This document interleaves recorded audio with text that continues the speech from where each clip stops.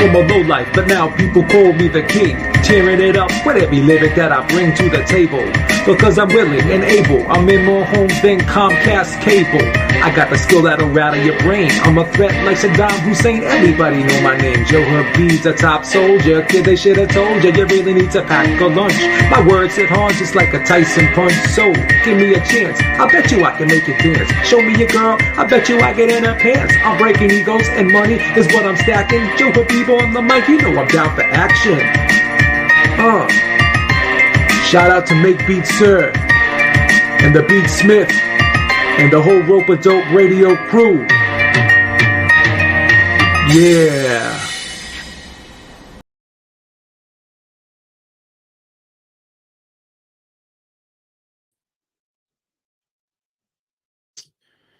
Hey, what's going on, everybody? Well, I just got through watching the Anthony Joshua Jermaine Franklin fight, as many of you probably have, and want to give my opinion on the performance.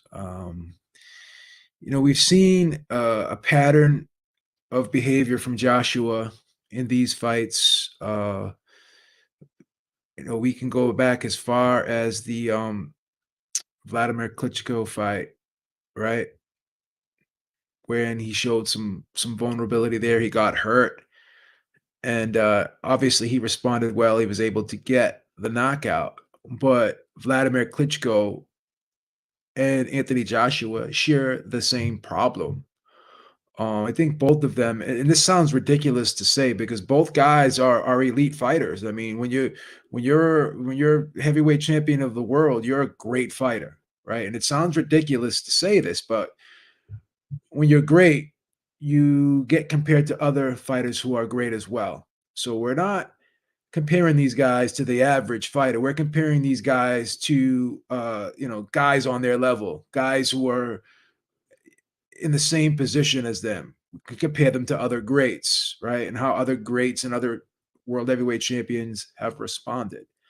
Both guys have shown a chink in their armor when it comes to confidence and when it comes to being a little gun shy. We've seen Vladimir Klitschko after his losses to Ross Purity, Lamont Brewster, and Corey Sanders. He decided to develop a jab and grab type style. And even when he had Emmanuel Stewart, you would see in many instances Emmanuel Stewart yell at him, implore him, you got to get out there and you got to put your punches together. You got to follow up behind your jab, right? So we're seeing this same similar transformation or metamorphosis, if you will, in Anthony Joshua after having that tough fight with Vladimir Klitschko, right? Getting in real trouble. And even Vladimir Klitschko himself in that fight, after he hurt Joshua, didn't go in for the kill and stop him. Because these guys, they just have that hesitancy to go in there for the kill because they're concerned about either gassing out themselves or maybe being countered and being hurt, right? Where they can get knocked out or knocked down and knocked out. We've seen even in that Klitschko fight, right? After Joshua hurt Klitschko came right back and knocked him down. After Joshua hit Ruiz came right back and knocked him down after Ruiz was already knocked down after being hit by the big shot from Joshua. So these guys have not been able to overcome that confidence or lack thereof, I should say, that confidence issue or that lack thereof, right? And because when you're worrying about and thinking about a lot of these scenarios going on in your head throughout the course of the fight, last time I went in for the kill, it's like when you touch that hot stove and you get burnt, you have that resistance to not want to touch that hot stove again. So both Klitschko and Joshua in certain fights, when they went in for the kill, they ended up getting countered and they ended up being the ones that got hurt and knocked down and stopped, right? So now that's in the back of their minds, right? That's in the back of Joshua's mind right now, and it just hasn't seemed to leave him, right? I'm going to be honest, and again, I have the utmost respect for Anthony Joshua. Like I said, I would vote him in the Hall of Fame tomorrow. He's one of the best of his era, right? One of the best of his era, being able to unify the titles, being able to defend them, right? He's had some good performances, right? But once again, when you're at that level and the expectations are so high, more is expected of you, right? So, again, he's just shown that lack of confidence, right? And that hesitancy. And he's been looking gun shy in these fights. He looked gun shy tonight.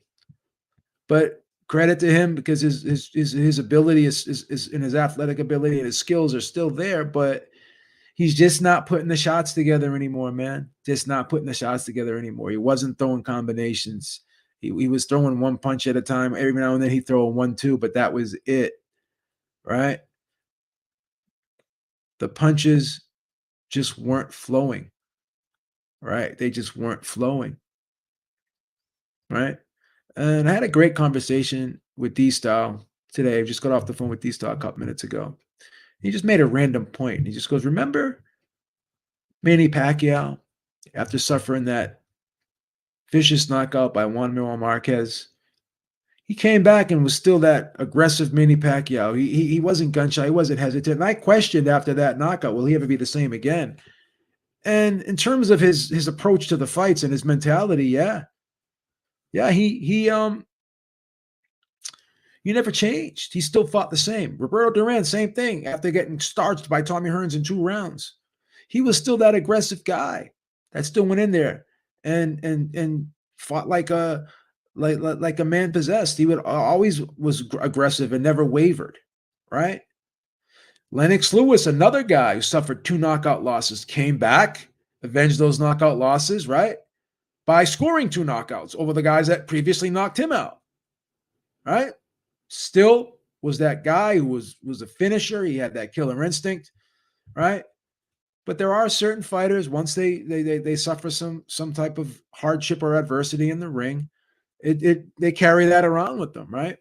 Then you hear Tony Bellew and Eddie Hearn running interference for Joshua and trying to justify it and this and that. And again, this is no knock on Joshua, but they were trying to normalize this behavior in fighters, right? And in great fighters, this is not normal. Like Deontay Wilder got knocked out in that second fight against Fury, right? And he came back in that third fight and had that killer of a 4th round.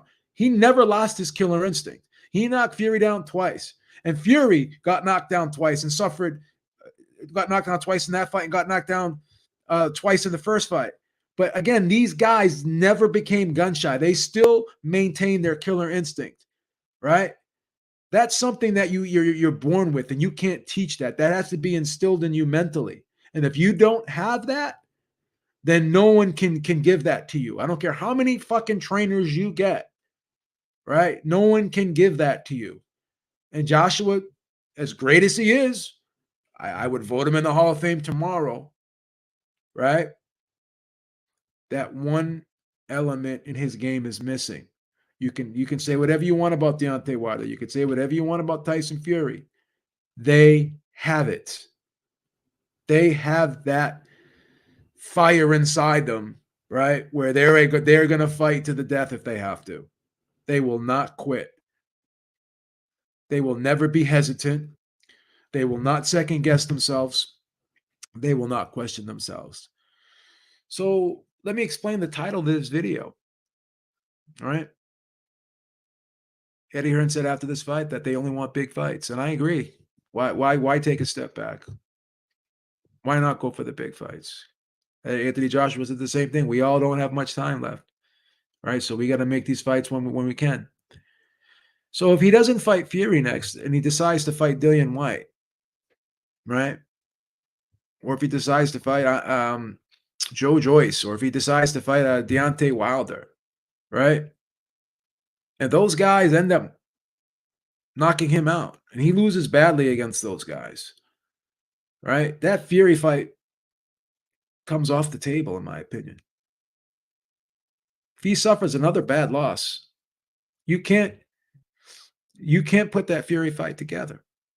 But if he loses to Fury And then you turn around and you can turn around and still make the Dillian White fight or the Wilder fight, because then you could still sell that fight. You could say, well, these two guys lost to Fury too, so now we're going to be fighting for like the consolation prize, basically, right? We're going to be fighting for that next tier below Fury, right? So you could still, if he loses to Fury, you could still make the White fight or the Wilder fight, and those fights would still be huge fights. Again, this guy is just loved in the UK, and there's nothing wrong with that. If you love Anthony Joshua, I have nothing against the guy. I think, I'm not going to say anything bad about the guy, right? I don't think he's the best. I think I wouldn't be confident right now that he would beat. Not only I think he would lose to Fury, I think he would lose to Wilder. This version of Anthony Joshua could quite possibly lose to Dillian White. I made a statement one time to Maestro, right? Because he thinks that if Ruiz and Joshua fought a third time, right, he would pick Ruiz to beat Joshua in a rematch, right? Or excuse me, a third fight, right? And I said, nah, Maestro, I think they could fight 10 times, and I think Joshua would win 9 out of 10 times. Guess what? I don't think that anymore. I think an in-shape Andrew Ruiz, that Andrew Ruiz that went in against Luis Ortiz, right? Even though I had that fight even in rounds, but Andrew Ruiz showed a killer instinct in that fight, knocked down Luis Ortiz twice in that fight. Still showed an ability to let his hands go and really put combinations together, right? So I'm going to be perfectly honest with you. I don't see Anthony Joshua beating Tyson Fury. I don't see him beating Deontay Wilder, and I don't see him beating Joe Joyce. Now let's throw Dillian White in there. Let's throw Andrew Ruiz in there. The Dillian White fight's a 50-50 fight. If Dillian White hits him with a good shot, he could get him out of there. Right now, I may even slightly favor Andrew Ruiz against Anthony Joshua if he comes in shape. If he comes in shape, I would argue that's a 50-50 fight, but I may even give the slight edge to Ruiz. So to me, the White and Ruiz fights are 50-50 fights, right? And I just do not see Joshua beating Fury, Wilder, or Joyce. I don't see it. These guys will not stop. You can hurt all these guys, they're going to keep coming, right? They're going to keep coming. So I would make the Fury fight next because then those other fights are still on the table. But if you make those other fights next and Joshua gets knocked out in any of those fights or loses badly and gets hurt in those fights, I just don't see how you can make the Fury fight after that, right? Some people say that the Wilder Joshua fight is the biggest fight that can be made in the heavyweight division. I would argue now, because of all the drama that Fury's been stirring up, I don't know. I think the Fury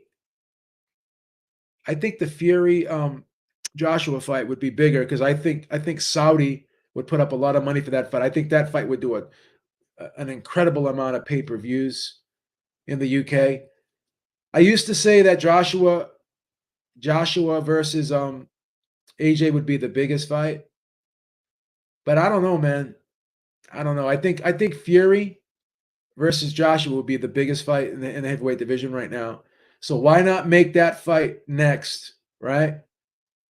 While it's still hot, right?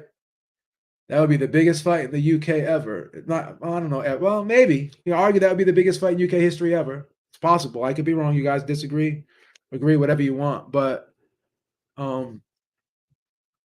yeah, I would take that fight next because it may not be there in a couple fights down the road.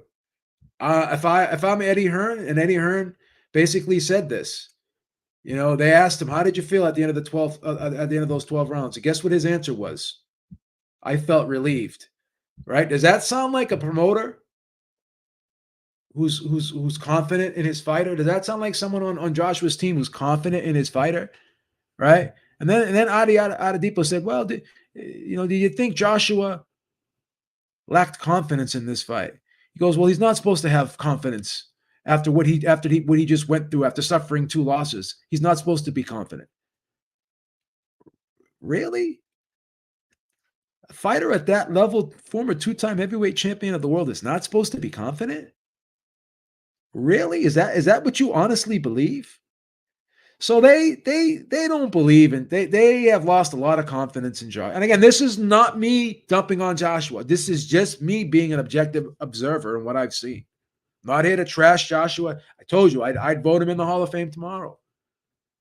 He was one of the best of his era. You can only compare a fighter and judge a fighter on who he's fought in his era, right? He's got a lot of solid wins on his record. You can agree or disagree, right? I would vote Wilder in the Hall of Fame if he was to retire tomorrow. All those amount of title defenses he's had. The big three, Usyk is you did. Now you have the big four. The big four gets in the Hall of Fame if I'm voting. Call me an idiot if you want. You can insult me if you want. The big four gets in if I'm voting. They all have different sets of accomplishments that I think are Hall of Fame worthy. Just my opinion. I'm going to read this super chat here. Thank you, Alexander Wilson. He says, AJ would get smashed by Joe Joyce. Ahmed, what's going on, buddy? Let's talk about this fight, man. Yeah, how's it going? Do you agree with me that they have to make this Fury fight next because Joshua? Say again? I think you could have one more fight. At least one more. Who's it going to be against? I get what you're saying. Who's it going to be against? Can I just say, I get what you're saying, and I agree, actually. I hate to say it for the AJ fans who are listening. I think Joyce, Ruiz, Wilder, all these guys will probably beat him based on that performance. Because I had a 4-2 AJ after 6 rounds. But I'm just thinking, Dillian Whyte is not really a fundamental guy, and he arguably lost to Franklin. The guy also got flattened by Fury and Povetkin, and has not won a clean fight since the Povetkin fight in the rematch where Povetkin was 42. So that's a big fight. That's probably a bigger fight than the Joyce fight in the UK, maybe, because I'm not sure if Joyce is that big of a ticket sale. So if they want to cash out after that fight, I could understand. The only thing is the Fury fight available? If it's available next, you take it. I agree, because Steve Kim made a good point. Eddie Hearn and AJ are going to probably cash out. I don't blame him, but if that doesn't happen, who do they go with? I probably would go with Dillian Whyte, because I think Ruiz and AJ is a 50-55. That depends on who actually comes in better shape and implements a game plan. And Wilder, Joyce, Fury, Usyk, all these guys, I think, would probably be favourite. With Wilder, I need to see him be a bit more active. But I think if Wilder fights him, that's a shootout. And Wilder is a bigger puncher, I think.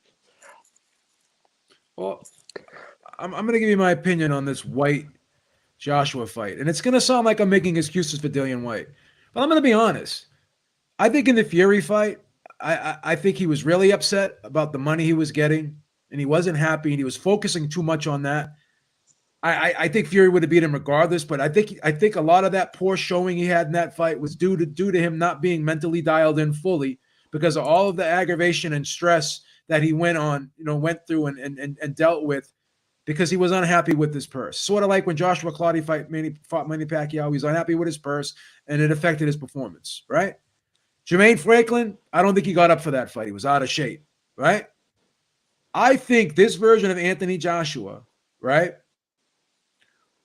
who, if he were to fight that version of Dillian Whyte that we saw in the second Povetkin fight, that guy that was put in a situation where it was a must win and he had to win, and he went out there and destroyed Povetkin. He went out there with the mentality, I'm going to destroy this guy. You take that version of Dillian Whyte, which I think could reemerge in a fight against Joshua, right? You take that version of Dillian Whyte and put him in against this version of Joshua. Let me ask you this. You don't think that's a 50-50 fight just as a Ruiz fight would be? You don't think if Joshua goes in there gun shy against Dillian Whyte, right? Dillian Whyte almost stopped Jermaine Franklin in that 12th round. He almost got him out of there. Very close to stopping him. White's a bigger puncher than Franklin. I don't deny that. But my only thing is, Povetkin, a lot of people say he had COVID, he was All right. 42 or 43. Fair I enough. think I understand what you're saying. If you want to go back to when Dillian White showed grit, I think maybe the Joseph. I can't hear you, man. You went out. Not you, D-Style. Him. Ahmed, I'm gonna kick you out. I'm sorry, and then you can try to get back in because you're having some audio issues. I'm sorry, brother. All right. Yeah. So my whole opinion on this is I think that Dillian White fight's a 50-50 fight right now. And if he loses to Dillian White, how do you make a Fury fight after that? Right? You probably can't. To be honest with you, look, I was very like disappointed with his performance, but and I'm trying to find something. Like I'm trying to find an avenue where I could give him a break, like, oh, it's a new trainer or whatever it is. But let's be honest, this fight was a gimme fight. This was supposed to be a confidence booster fight. And quite frankly, Franklin, pun intended, or no pun intended, landed some really good right hands that if that was White, to your credit, if that was a heavyweight that has above average power, might have hurt AJ. Franklin's not known for his power, right? And AJ got hit clean a couple of times. And then he also looked like he was getting a little tired in the second half of the fight. They have to assess what to do with that, but maybe it is cash out time. I mean, maybe, if you want to if they want to maximize AJ's potential to make money, right, before he goes out, the Fury fight should probably be next, because even if you lose to Fury, you're losing to the best, and you could fight somebody that. Look at what they did a while ago, right? They put Rayo against Colbert because they both lost, so they matched them up together. Like you could do that type of fight with them. If you lose to White, forget it. Like no one is going to buy an AJ fight. Nobody. The biggest money fight out there for AJ right now is Tyson Fury. The biggest money fight out there for Tyson Fury is AJ. So my point is this: Eddie Hearn sounded like a man who pretty much came to the realization that it is cash out time. How did you feel at the end of the fight? I was relieved. Oh, did you feel that Joshua was lacking confidence? He's supposed to lack confidence after coming off of 2 defeats. Is that someone that sounds like a confident person in his fighter? So my argument is this, and people are misunderstanding what I'm saying in the chat. If he loses to Fury, the White fight and the Wilder fight are still doable. But if he loses to White first before fighting Fury, then you can't make that Fury fight. Because if he loses to Fury and then he fights White or Wilder, you can say, well, White lost to Fury too. Wilder lost to Fury too. So this would be like the next tier consolation prize. It's right? Like when Castillo and Corrales, they both lost to Floyd, but then they fought each other. Like it is what it is, you know what I mean? Yeah. Let me let Dan, you want to get in here real quick? Do you have something to say? Yeah. Hey, shout out to you guys, man. D-Style, long time no here, man. How's it going, brother? How's it going? I'm good. Getting through. But judging this performance, let's just say underwhelming.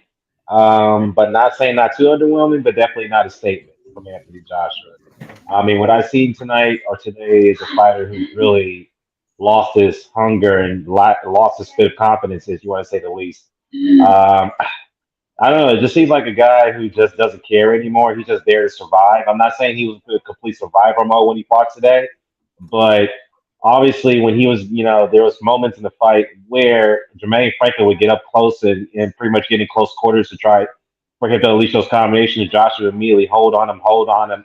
He would hold and try to lean on him the best way he could, and that kind of kind of almost stunk up the joint during the middle of the fight, almost towards the end. But at the end of the day, I can understand that he is trying to, he's working with a new trainer, but the thing is, too, Franklin was brought in to be knocked out, plain and simple. He was brought in to be knocked out, and And there's people, and it's just like people are just looking. A lot of there's some diehard fans, Joshua fans, who are looking at this like, you know what? Can we really put any more faith into Joshua? Because after this performance, because now, regardless of what we say about Tyson Fury, I know I have my thoughts about him, but let's be realistic. If you put Joshua in there right now with Tyson Fury, that fight's going to be bad for Anthony Joshua. He's just not ready for it to go back into Tyson Fury right now. But Dan, is it going to be good for his bank account? Well, good for his bank account, absolutely. But Can he still make a fight with Dillian White after that? Well, I don't at this moment. No. I mean, I don't know how Eddie Hearn could sell it at this point. Let me explain why. Because let's look at it this way: both Joshua and White are coming off underwhelming performances against Jermaine Franklin. I don't want to cut you off. I'll be very brief. But I don't want to cut you off. But here's the thing: if he fights Fury and loses to Fury, I think all of us we're like boxing heads, so we know. But I think the public at large would at that point acknowledge, okay, Joshua's done at the championship level, right? But bad blood always sells. Like they'll still be able to do the Dillian White fight. Yeah, because that's how they sounded to us anyway. Like we're not going to tune in because look at this is a championship level fight. They're going to tune in because these two guys don't like each other. They could still sell that even if they're coming. They got history. They got history. Yeah, definitely. You can sell it as a crossroads fight like they did with Conor Brooks. You could say they both lost to Fury, so this is like the second tier, like a second tier type fight. Right. It's like you can promote it as a crossroads fight, just like you could do a Conor Brooks crossroads fight. They both lost to big middleweights like Canelo and Golovkin, and they're down way past their prime, but you could still sell that fight because there's still bad blood there. So I could see that argument there. But the one thing I would say though is that we already seen this fight 8 years ago. We saw how Dillian White ended up in that situation. Horrible knockout he suffered at that point. Yeah, but that's this is the storyline. You're a wrestling fan. You know how this works, okay? Oh, yeah, Remember when AJ? That was the old AJ with the killer instinct. That's the old AJ. Can this new tentative AJ beat Dillian White? That'll be the selling point, and it might not work with you. It might not. I kind of like. I'll be honest. These UK fans would not agree with you, Dan. I think they would buy the fight. No, but here's the thing, though. I am not. I used to be like 95% sure AJ wins that fight. Now I'm like 60% sure. Like it's shifted dramatically for me. I got to be honest. I'm 50. Well, yeah, I mean. I'm 50. Yeah, I'm agree with you. It's probably like I would say 60-40, still lean towards AJ, but he's got to get his confidence back, and he's got to get it back quick. I mean, at this point, he's probably thinking to himself, like, look, I'm 33, 34, going on 34. I've been in some tough fights early on in my career. I've had championship level fights. I've had I had 9 title defenses or 8, whatever the number is. And he's probably thinking to himself, like, dude, what's the point for me to drag on? I mean, I've made so much money. I have generational wealth. So what's the point? Why should I even care anymore? I mean, who gives a damn what people say about me? I'm going to keep this safe. I'm going to keep it safety first. Get out of there with my brain intact. I'm going to fly my ass back to Texas. That's exactly what he's doing right now because he seems to be eager to get back to Texas. I don't know why. I don't know. Maybe he met someone there. Maybe that's what it is. I mean, other than that, the pressure. I think the pressure too. Yeah. I mean, let's let Helmer get back in. His headphones were screwed up before he's back. He's back. He's outside. Look. AJ could get knocked out by anyone, even Daniel Dubois. This is heavyweight boxing. I think, frankly, if we could critique him one way, is the power. I just don't think he's maybe big enough or hits hard enough at that level. But I think AJ may be done at the top level. If I was to pick him against all the guys, the only guy I would probably pick him to beat in the top 5, top 6, whatever, is Dillian White. And I don't know how good Dillian White is still. Dillian White could knock him out. That's 50-50 right now, Ahmed? It's got to be 50-50, no? I think Dillian White could knock him out, of course. But I would still favor Joshua. But I do think with the other guys, Joyce, Wilder, even Otto Wallin, I think these guys will probably beat him. Frankly, it's just on that level. But Dillian White has been, I think, softened up. He's been knocked out.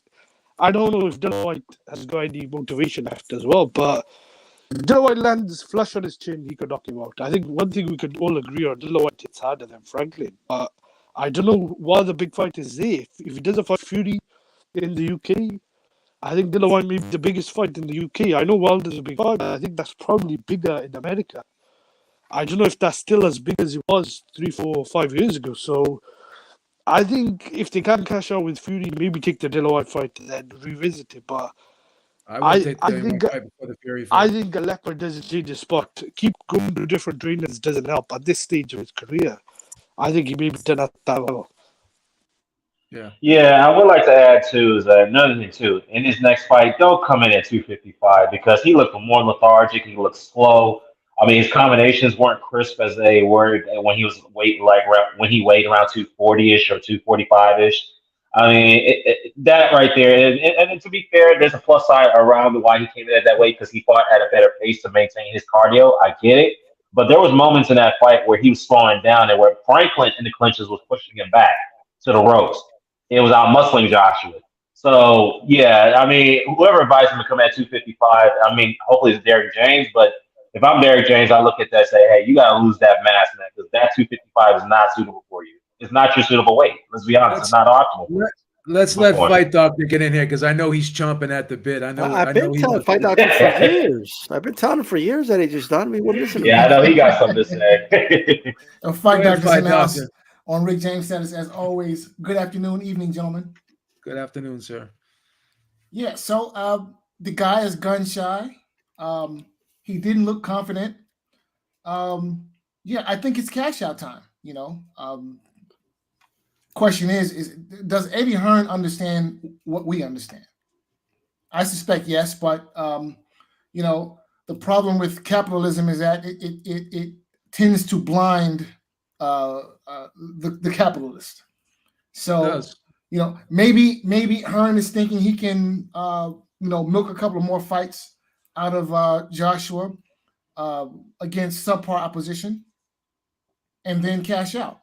But eventually, one of the tomato cans is going to fight back, right? Joshua has been knocking over tomato cans successfully for the whole of his career. But at some point, the tomato cans will protest and will declare that they've had enough. And we'll hit back. We'll fight back. So, you know, I'm just hoping that that Joshua can cash out before one of the tomato cans decides that, you know, they're not having it. Well, would you agree the biggest money fight left out there for Joshua right now is Fury? And why not take that now before it gets taken off the table if you lose again? Yeah. Whatever fight is going to make him the most money, that's the fight he should take. Now, I guess it would be fair that to assume that he's going to have one more tune-up, as he should. I mean, he's only had one fight under Derrick James, and you need a couple of fights to figure out, you know, what direction that the boat is going to be sailing, you know. So I would expect they're going to line up another tomato can for Can I say something about that? Hey, Fight Doctor, shout out, man. But here's the thing with this trainer thing. He needs a couple more fillers before he can get acclimated to a new style. But here's the thing when people may disagree with that notion because, look, Tyson Fury, when he switched trainers after that Wally fight, he got Sugar Hill for the Wilder rematch, which people felt that he should have took something like a warm-up before going in. And look how that worked out. Wilder, yes, he had 2 fights under Malik Scott. And look who he fought. He fought Fury in the 3rd fight, almost knocked him out, but unsuccessful. Then he came back and beat Helenius, who, by the way, was coming off back-to-back knockout wins over Kornacki, and who's actually pretty much going through a short resurgence. So if those guys can pretty much go into fights where, they're deemed to be very tough and, very dangerous, then why, I hate to say it, why should Joshua give that benefit of the doubt where he needs to be acclimated with any training? He needs to filler fight, like 1 or 2 or 3 filler fights, while these guys, Fury and Wilder, did not do that when they switched trainers. I want to say something about Derrick James really quick, and because I'm not sure if this marriage is going to work out. It's got to be honest, okay? And I'll tell you why. AJ is a former heavyweight champion of the world, right? And you're giving him instructions the way you would to like a little kid, why do you have to show him when you throw the right, step back, check hook, if you tell him AJ should know what a check hook is just by telling him, right? So if you tell him, hey, he's open to check hook when you go for the right, that's really all you need to tell him. If he's not capable of doing it after you tell him that, showing him in your little shadow boxing isn't going to make him do it because he's in the middle of a fight and AJ should be doing things instinctively. He shouldn't be thinking, okay, I'm going to throw my right and then I got to step back, check hook. Like that. It's too late at that point, right? That's too much. Too many seconds that pass by at that point. Yeah, I would also add. Go ahead, Amigo. Sorry. I'm sorry, Dan. I don't want to sound too demeaning, but I was watching this fight and looking at the corner, and this did not look like a trainer-fighter dynamic to me. This looked like a psychiatrist talking to someone on a couch. Like I'm trying to convince you. I'm trying to convince you that you can do this. Like when you ever go to a therapist, like I've been to a therapist before, and they'll tell you tell them how you feel, and their job is to basically tell you what you're feeling is not that bad. It's okay. And that's what I got the sense. Yeah, can I say something about He's better with McCracken. I'm sorry. Like just go to McCracken. McCracken. Yeah, or Tony Sims I would add to. But let me add to B's point there. There was moments in that fight, and you could hear it where Derrick James was yelling at Joshua, you don't need to hold. Stop holding. Stop holding. You don't need to hold him when you're in the clenches, but throw off your combinations. So I'm sitting to myself, combinations? Man. And here's the other thing. Is it me or was he kind of like, I don't know. It looked like the game plan was very similar to like a Jermell Charlo game plan. He was powering the jab through and then using it as a rangefinder in the second half, trying to get the right hand or set up the right hand like that. It just sounded like a Jermell Charlo game plan. And that's just not how that's not AJ. That's not how you should have an AJ fight. You get it, but at the same time, he's trying to, like Big said, give him some psychological courage. It's like you don't need to be clenching every single time that a man's getting up close time to throw off his combination.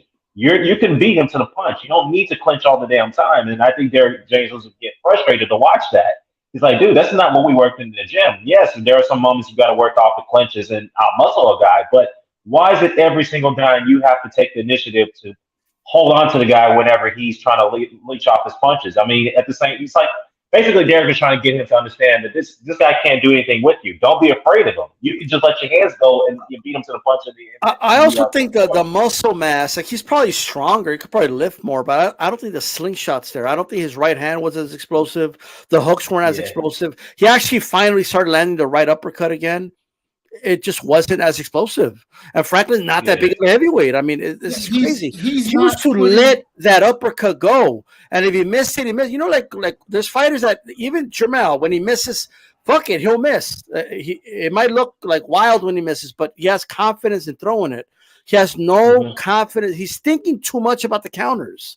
Like way too much. Like he throws the uppercut, it won't even go above his head. He just throws it. He's kind of like anticipating the counter, and that's problematic. Like he's thinking too much about this stuff. And then you have Derrick James making him think about the next move, and it just he just has a lot of conflicts going on. But I'm sorry, Doctor, go ahead.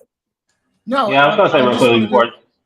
Go ahead. I'll say something real quickly, Doctor, before you get in. I just think one last point. I just think that he still doesn't trust his chin. That's what I've seen tonight. He's still very worried about getting in.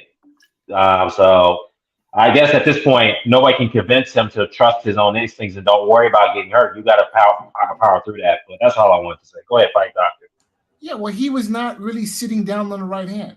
You know, I mean, he was throwing it and he was having some success finding the guy with the right hand. But, you know, like the super clean, super hard right hand that the old Anthony Joshua used to throw, that punch has gone MIA. Okay. And it just, you know, it's got to be. It's with the problem from what I can see is definitely between his ears. You know, I think Ruiz ruined him, and Usyk basically finished him off. And now his in my mind, his confidence is completely shot. He's thinking too much, and that killer instinct, it's just not there. You know, so I agree 100%. This guy is done at the top. He needs to retire. He needs to take the cash out fight and ride off to the sunset. Let me ask you guys this. When was the last time you ever seen Anthony Joshua land a right hand and his opponent look back on him and laugh? That's never happened. I never seen that happen before. I've never seen that happen. Little Penny. It was very. That's like if Little Penny hits me with a right hand, I'd look at him and laugh. No, I'm only kidding. Yeah, I mean, there was moments that Jermaine Franklin was laughing at him when he landed that right. He was like, there was no like snap behind it. It was just kind of like heavy, and I think it's the muscle mass, to be honest with you. He was pushing with the right hand. It looked like to me. He wasn't like I think you said the same thing, D-Style. He was just pushing it. He wasn't turning it over and stuff. Like I call it like a slingshot kind of. He's not like boom, like it's his not there like that. D-Style, his jabs look good there. It just wasn't. I mean, look, he's a world-class fighter. He's going to do some good things in there, but I'm comparing him to him, and I'm also thinking about his peers. So, did I see anything that would trouble Fury? No. Did I see? Am I still confident he beats White? I would still pick him to beat White, but I think it's a close fight, to be honest with you. Oh, Dillian White's going to look at that fight, right, and thinking, "Oh, give me Joshua." Yeah. I mean, you have to make that. If I'm team Joshua, you have to make that Fury fight. It's the biggest fight out there for him, and you got to make that as fast as you can because there is a chance you can lose again.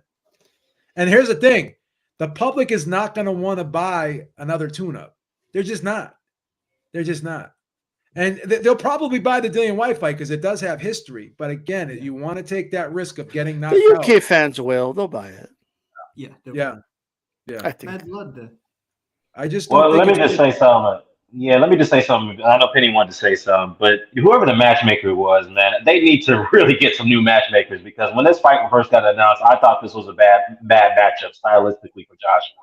I was like, why would you put him in there against a guy who's a very effective counter puncher, who's shorter, who's got very good head movement? Why would you put him in there against a guy like that, knowing Joshua struggle with guys like this? So, yeah, I mean, if anything, if I was a matchmaker, I would have put him in there with a guy like maybe Gerald Washington. That would have made more sense. But, I mean, who am I to know, right? But at the end of the day, yeah, they got to reassess their matchmaking with Joshua fights going forward. That's all I got to say. I think another issue with AJ, now he's always kind of had this issue, but it's kind of enhanced now, is, look, he's very textbook. Like when he does throw the punches, they're very nice. Like the hook's nice, the uppercut's nice, the jab is nice. Now today he was kind of pushing them, so it's not as good. But he landed like I think it was a 7th or 8th. I don't remember what round it was. He landed a nice 45 on Franklin, and it hurt Franklin. And then it was open because Franklin was kind of dipping, but not all the way down for the uppercut, right? So I think he just won't. He needs to throw the punches perfect. They have to be set up perfectly. And I just think he doesn't fight instinctively. You know, that's always been like an issue with AJ, but now it's standing out even more. Like it just is. And when you're talking about Fury is a very instinctive fighter. Usyk is very instinctive. I believe that's why Usyk beat him twice. Wilder, I don't care what anybody says, very instinctive fighter. Sometimes people can say whatever they want, right? Oh, he throws windmill punches, he does this, but guess what? He has a very accurate right hand, and I'm telling you right now, ain't nobody can tell me Wilder's not going to land that right hand. It's going to land. It's not a matter of if, it's a matter of when. The only way AJ stops him from the right hand is if AJ knocks him out first. That's it. That's the only way he stops him from landing the right hand. I would pick Wilder in that fight. Yeah, I'd same. pick Wilder in that fight too. Same. Wilder sleeps Joshua, no question. I think AJ doesn't trust his chin anymore. You can even I said the same thing. I agree. Yeah. Imagine how tough is he going to fight against Wilder. Just think about it. Well, you know what? Right now, I would say 50-50. Even Wilder's coming off that win against Elenius, but now I have to pick Wilder. Because even Fury changed trainers, right? To have a game plan to be aggressive against Wilder, right? I don't see AJ walking. That would be baptism by fire, bro. He will get knocked out. I'm just telling you right now. If he did that, he just doesn't have to do it. Right? Yeah, he just doesn't have to do it. Can he fight a perfect fight for 12 rounds? I don't see it. I reckon the litmus test is the White rematch. If AJ can't knock out Dillian White, who he knocked out before, that means because White is also damaged goods too. In fact, it's more damaged goods than AJ. If AJ can't knock out White, where AJ is just too conservative, that tells you where AJ's mindset is. Because Derek James, he's an offensive fighter. Doesn't he have like Errol Spence and Jermel Charlo on his stable? Yes, Those guys correct. are offensive fighters. So I actually want to see that Dillian White rematch because I want to see a litmus test on AJ. I want to see where he is before he takes on Fury. All I need to know about AJ is I forget which trainer it was, but he asked him like, "You think I have the dog in me?" Like no fighter in history that has a dog in him has ever asked anybody if they have the dog in them, right? It's never happened. Yeah, he's got a dog in him as a Chihuahua. Oh, my doctors. Your doctor. No, look. I mean, in all seriousness, look, I get it. It's back-to-back losses. He's lost 3 of his last 5 fights, switched to new trainer. I guess some people argue, okay, we're being way too critical of this performance, but at the end of the day, you're at this event was set up for you to come back and look strong, and you underperformed in most people's eyes. In fact, you've got faithful Joshua fans that are left. Now they're very skeptical now. That pretty much have lost all faith in Anthony Joshua after this performance, based off what I've seen in the comment sections and video responses that I've been seeing in the last hour or two. So, I mean, I'm struggling to figure out where he goes from here. Yes, White would be ideal, but I know as B said, you need to take the Fury fight now and cash it out. I do agree with that, but would Eddie Hearn really risk it at this point? Because, you have to take this into account. The Zone still has that lucrative contract with Joshua, so they still have to have that on the back of their minds, and they have to figure out how they're going to match him at this point. So, yeah, it's going to be very tough to figure out what they're going to do with him at this point. Hey, Very Dan, tough. I have a little hope on AJ, and I'll tell you what, because in that Fury, the first Usyk fight, especially at the end of that fight, man, Fury is going for the kill. And I was thinking to myself, AJ is done. He is done. Right? He's done. Because this guy is a lot smaller than him. But in the rematch, I thought he improved compared to the first fight. I was thinking, oh, okay. I saw a little, he lost, right? Mm-hmm. But he improved. So I was thinking, okay, maybe there's something there. Yeah, he definitely improved. But as I mentioned, I made some response about this on my channel going into that rematch. It's like, okay, yeah, I did predict he will improve. But as I told many people, Usyk has got many gears to certain fights against certain opponents. And I told everyone, yes, AJ will improve, but Usyk is also going to improve as well. And he's going to show a gear that AJ is not going to be prepared for. And that's exactly what happened. So, yeah, he did improve. It was going to be short, as I predicted, but I guess from, boxing doesn't only just take you out from a physical standpoint, but the mental part is what's critical, because if you don't have the mental composure and the mental strength, then you're done as a fighter. And at that point, when he lost it mentally after that second Usyk fight, I said to myself that, I didn't think this guy's pretty much mentally checked out at this point. He's mentally checked out. And part of that, I think mainly part of that due to the fact that the public pressure, he's been under a lot of pressure to perform ever since he beat Charles Martin. And he's had to deal with that pressure for so many years. Not the pressure of performing, but dealing with his critics too. So it's all that together. Plus you have to worry about his businesses on the side, taking care of his management company and so forth, and dealing with his endorsements and his sponsors. It's like there's so much things he's got to do, man. And I guess he's just mentally done. He's checked out, in my view. He can't pull the trigger anymore. Kind of like he can, yeah. Kind of like Ben Simmons in the NBA. He can't pull the trigger anymore for some reason. There's something in here that's wrong. Right. Yeah. And he's just thinking too much. As Fight Doctor and Deeb and D-Style, who just left a moment ago, he just overanalyzes the situation. I think psychologically, someone has to tell him that you cannot just overanalyze the situation. If you make a decision, stick with the decision. Now, if you have to second guess it, okay, that can happen here and here, but you overanalyze things way too much. And that's what I've seen tonight. He's overanalyzing the situation when he fought Franklin. He's worried about, should I be overzealous? Should I go for it? Or should I just wait for him to make a mistake and then go ahead and go for it? It's just like he was stuck between two styles, in my opinion, because he still has that Robin McCracken still squared up stance that he cannot let go, because that's been ingrained with him ever since he's been an amateur.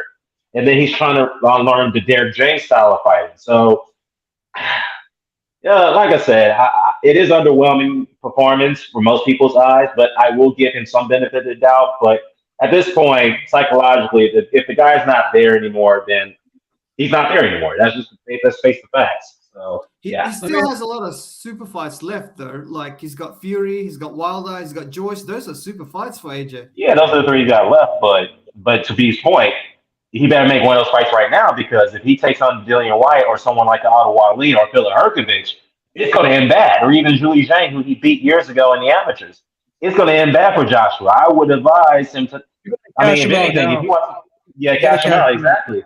You got to cash him out. Cash him out. Yeah, I mean, based off what Eddie Hearn was talking about, he's talking about pretty much cashing them out at this point because he sees the writing on the wall. So unless the zone has his own thicker upper heads have anything to say about that, but at this point, like I said, the public, not just Joshua's confidence that's gone. It's like the public, the diehards, the confidence they have in them, and the faith they have in them is pretty much evaporated after that performance. So, I mean, I really like the guy. I'm not his biggest fan, but it just. And I hate for a fighter to go through this mentally. I hate to see that, but it is what it is. Penny, who wins tonight, Connecticut or Miami? UConn. UConn. Is it even close? Not even close, huh? Final Four usually is pretty close. I haven't followed any stars. Would you noticed no stars anymore in college basketball? Would you take Miami with the plus 5.5? I'll be sorry. I'm not a better. I don't know those. I don't know what those statistics mean. I'm just trying to get some reinforcement, but I'm not going to get it. All right. I would probably I'll probably pick my UConn to win it this year because look at the Final Four bracket. Florida Atlantic and San Diego State have never been in a Final Four before. It's good to have the apple cards and mid majors get in, but this is probably one of the worst Final Fours I've ever seen. Yes, there were great upsets, but still, this is one of the worst ones I've ever seen. And I mean, at this point, UConn is pretty much the betting favorite. No question about it. I mean, Miami, Florida, okay, they're decent, but I don't know. Seriously, this is one of the worst ones I've seen. Do you guys think we will get Fury versus Joshua in the summertime? Yes or no? No. No. I say yes. Yes. Well, you know what? I have to think about it. If Fury sees that performance, of course he'll take that fight in a heartbeat. He'll take it. I say yes. I think Hearn really wants the Fury fight. I think Fury really wants the Joshua fight. I think it gets done for the summertime, and I do think that we'll have Usyk versus Fury in December in Saudi Arabia. Yeah. Well, I mean, this. Matchroom does have another cash cow on their stable, Canelo. So Eddie Hearn might cash him out. He's got to cash him out. He's got to cash him out. But then that means that the Wilder fight won't be as good, like AJ Wilder next year or Joyce. Like I think the Wilder fight will always be good because again, Wilder lost to Fury too. So what's the difference? These right. Both guys lost to Fury. This just becomes a crossroads. This becomes a crossroads grudge match. The fight with White and Wilder becomes a crossroads grudge match after Joshua loses to Fury. But if he loses before, and then people are going to be like, he's really done. Why do we want to see him fight Fury now? You got to fight Fury now. You got to fight Fury now before Joshua loses again. Because if he loses again, you can't make the Fury fight. It's not sellable. Yeah, just not. Yeah. I think he can beat Dillian White, but he won't knock him out though. He might. I don't know. You could be right. I'm not saying you're wrong, but if I'm handling AJ, do I want to take that risk of I want to be like I want to put him in as someone I know he can beat. So I get like this Fury fight's a huge fight. It's just too much money. It's the biggest fight right now in the heavyweight division, in my opinion. So, guys, can I ask a couple of questions? Sure, go ahead. So between between Joshua and Dillian White, who is the guy who is unsure of himself? AJ. Who's the guy? Joshua. Who's the guy who's gun shy? Joshua. I think Joshua. Who's the guy who's hesitant? Joshua. I think Joshua. Yeah, but I think that's a very dangerous fight for Joshua at this time. But Fight Talk, Dillian White has got nothing left, whereas at least Yeah, his punch resistance is gone, man. Well, yeah, Okay, he has one thing left. It's called his punch. I don't. And listen, Penny, Joshua I agree with you. Joshua doesn't even have his punch left because he's hesitant to throw it. Dillian White is not. Exactly. Yeah. Penny, I would agree with you. Dillian White doesn't have a whole lot left, but the question is, who has less, Joshua or Dillian White? And I think right now the answer to that question is Joshua. Yeah. Well, you could say that Dillian still has a mental warrior spirit in him because he's mentally not weak. Dillian, that is. I mean, even though he can get a little rattled, but he's a warrior. He goes in there. He doesn't think twice. He goes in there, fight. He'll fight to the end. That's how Dillian operates. So if you're talking about who has a mental edge right now, that would go to Dillian White. So, yeah, but at the same time, Dillian can't take a punch anymore. That's a problem. You know, he gets landed flush on a big shot, he's done. So, yeah, that Beckett fight was really did him in. So, and Dan, I agree with you. Dillian White's jaw has been broken, no question. But we just saw a guy go 12 rounds with Anthony Joshua, who spent most of the night coming forward. Right. And yeah, I get it. Laughing off right hands. Yeah. Well, to be fair, Jermaine Franklin has better punch resistance than Dillian White, so that's a plus. And you can also say that Joshua did better in his performance against Franklin than White did, because arguably White lost that fight. In my view, he lost that fight. Close decision, but and it's a better Franklin version too, because Franklin was 20 pounds lighter, right? Heavier.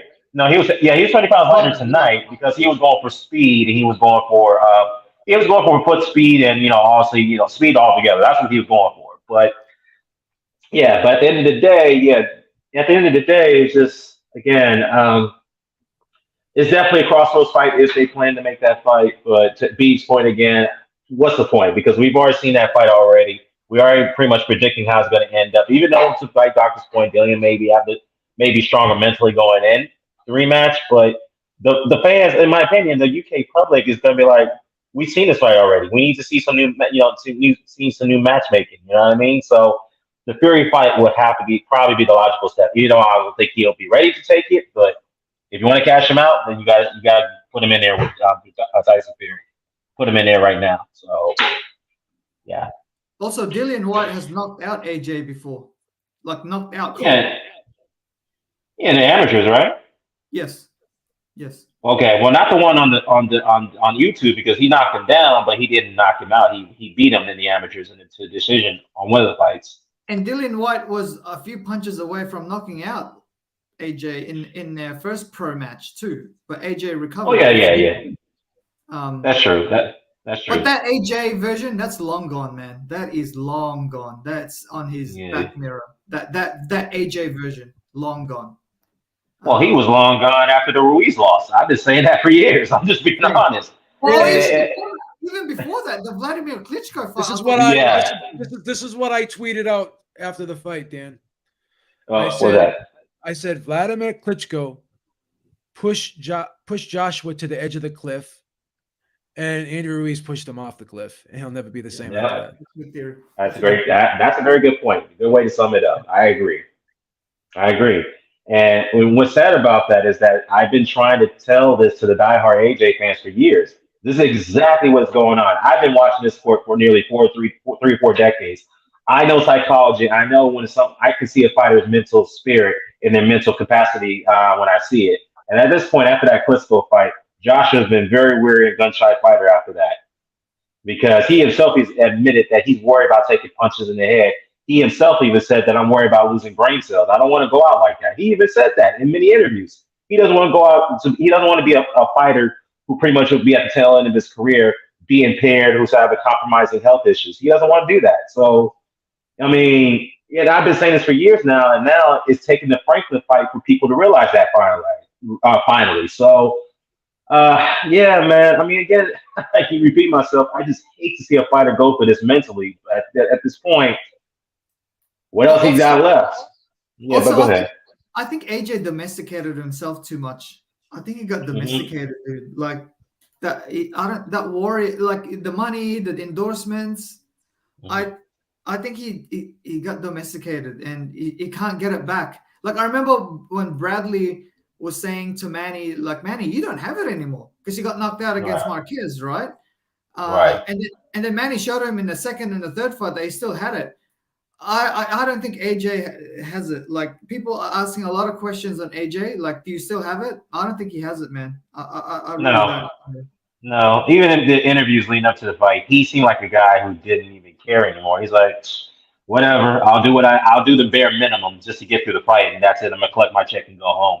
And as I mentioned before you guys hopped on, he's so eager to get back to Texas, and I don't know why. I don't think he's going there just to train and learn from Derek James, learn more, learn new tricks to his arsenal. I think he met someone there, and he wants to get back to that person, whoever it is. That's just my opinion. So, I mean, nothing wrong with that. You got to have your personal life, but to me, I think that's where Joshua's at the point. I'm not saying he's contemplating retirement, but giving the interviews he's been giving leading up to the fight, it seems like he has one foot out the door.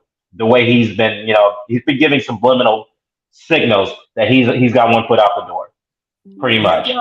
Do you guys think Wilder could beat Usyk? Yes. Me personally, I'm a Wilder fan, but no, not right now.